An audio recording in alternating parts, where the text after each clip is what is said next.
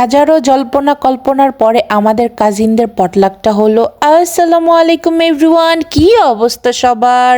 বাসার থেকে এক প্রকার পালায়া বের হইছি। আব্বু হচ্ছে জানে না, আর এই যে কুমকুম জুতাও ঠিক করে পরে নাই। আব্বু জাস্ট ঘুম থেকে উঠে ওয়াশরুমে গেছিল, এই ফাঁকে দিছি দৌড়।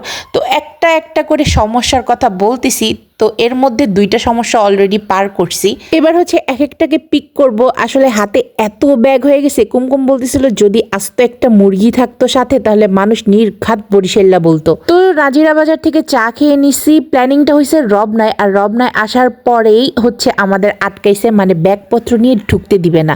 এখানে রুলসে নাই। পটলাক বা পিকনিক তো অনেক দূরের বিষয়, যাই হোক অনেক রিকোয়েস্ট করে হচ্ছে ভিতরে ঢুকছে। আর এই যে বাহিরে হচ্ছে আমি ওয়েট করতেছিলাম মামা আর স্নেহার জন্য।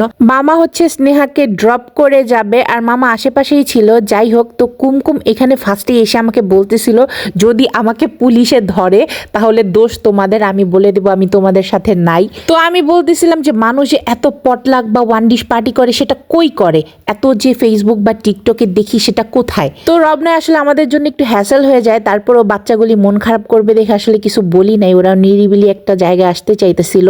তো আমার হচ্ছে লাস্ট মোমেন্টে আবার একটু প্রবলেমও হয়েছিল, তাও আমি আর কিছু বলি নাই। অনেক দিন ধরে প্ল্যানিং করতেছে, প্রায় অক্টোবর থেকে হচ্ছে ওরা প্ল্যানিং করতেছে। তো এদিকে আমার এক্সাম, কুমকুমের এক্সাম, আবার এখন ওদের এক্সাম চলতেছে। তো সব মিলে টাইম ম্যানেজ হইতেছিলই না। তো সবাই হচ্ছে এবার সাজাই ফেলবো, সবাই একটা দুইটা এরকম কিছু না কিছু নিয়েই আসছে। তো অনেক কিছু হয়ে গেছে। লাস্ট মোমেন্টে না আমি তাকাই ছিলাম যে এত কিছু কে খাবে ভাই। One dish party 2-3 dish party হয়ে গেছে। যাই হোক, দেখতে কিন্তু পরে অনেক সুন্দর লাগছে যখন সবগুলো সাজাইছে, দেন ছবি টবি তুলছে। ওরা আবার অনেক বই টই যত হাবিজাবি আছে নিয়ে আসছিল, সেগুলো দিয়ে সাজাইছে, পর অনেক সুন্দর লাগছে। তো এই তো কুমকুমর পুডিং নিয়ে অনেক টেনশনে ছিল। তো এটা মোল্ড আউটও পরে অনেক সুন্দর হয়েছে, আর এটা অনেক মজা হয়েছে, মানে দেখতেও সুন্দর হয়েছে, খেতেও অনেক মজা হয়েছে। তো এদিকে আমি এত ব্যাগপত্র এত কিছু দেখে আমি বলতেছিলাম পুরো সংসারটা হচ্ছে নিয়ে আসছি।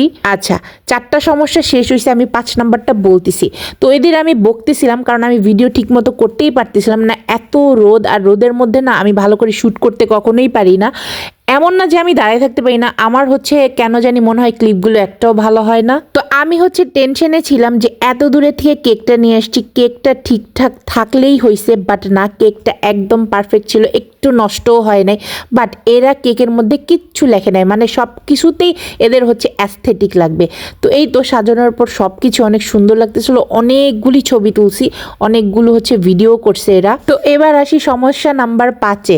তো জাস্ট সাজায় হচ্ছে বসছি, তার মধ্যেই হচ্ছে গার্ডরা আসছে যে এক্ষুনি এগুলি সব গুছায় এখান থেকে উঠতে হবে, কারণ ম্যাজিস্ট্রেট আসছে, সে হচ্ছে রাউন্ড দিতেছে, একবার দেখলে তাদের হচ্ছে জবে প্রবলেম হবে। তো আমার যে কি রাগ লাগতেছিল, কারণ আমি প্রথম দিন থেকেই বলছিলাম যে কার্জন হলের ওইখানটাতে যাই, এখানে হয়তো অফ করে দিবে। আমার ধারণা ছিল কয়েক ঘন্টার জন্য এখানে অফ রাখা হয় বা এমন কিছু। তো আমরা কার্জন হলে যাই, ওইখানে পটলাক করবো না। বাট ওরা শোনে নাই, ওরা বলছে না আমরা লেকের পাশেই বসবো। তো আমি যাও একটু 5 মিনিট টাইম চাইছিলাম যে না 5 মিনিটের মধ্যে সব আবার র্যাপ আপ করতেছি, কিন্তু এর মধ্যে কুমকুম যা তাড়াহুড়া শুরু করছে, মনে হয় ওর ট্রেন চলে যাইতেছে বা ওকে হচ্ছে পুলিশে ধরে নিয়ে যাবে এরকম কিছু।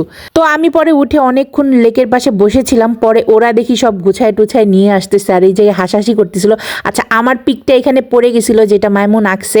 তো এখানে কুমকুম বলছিল এই তাড়াতাড়ি অনভিয়াপককে হসপিটালে অ্যাডমিট করো, ব্যথা পাইছে। মানে বাচ্চাগুলি বড় হিসাবেও আমাকে ছাড় দেয় না, এক একটা এত লেগ পুল করে আছে। এই সব কয়টা পিক হচ্ছে মাইমুনা আঁকছে আমাদের, মানে আমাদের পিক দেখে দেখে ও নিজে নিজে আঁকছে, এত সুন্দর হয়েছে মাশাআল্লাহ। তো অনেক ছবি টবিও তোলা হয়েছে। আমি এখানে অনেক হচ্ছে কফির ক্রেপ করতেছিলাম, আমার এত মাথা ধরছিল, এত সকালবেলা ঘুম থেকে উঠে আসছি, মানে চাচ্ছিলাম যাতে একটু ঠান্ডা ঠান্ডা ওয়েদারটা থাকে, বাট ঢাকায় ভালোই গরম। তো এবার হচ্ছে আমরা বোনেরা সবাই মিলে গসিপ করতেছিলাম, আর এই যে ওরা কি মনোযোগ দিয়ে আমার কথা শুনতেছে।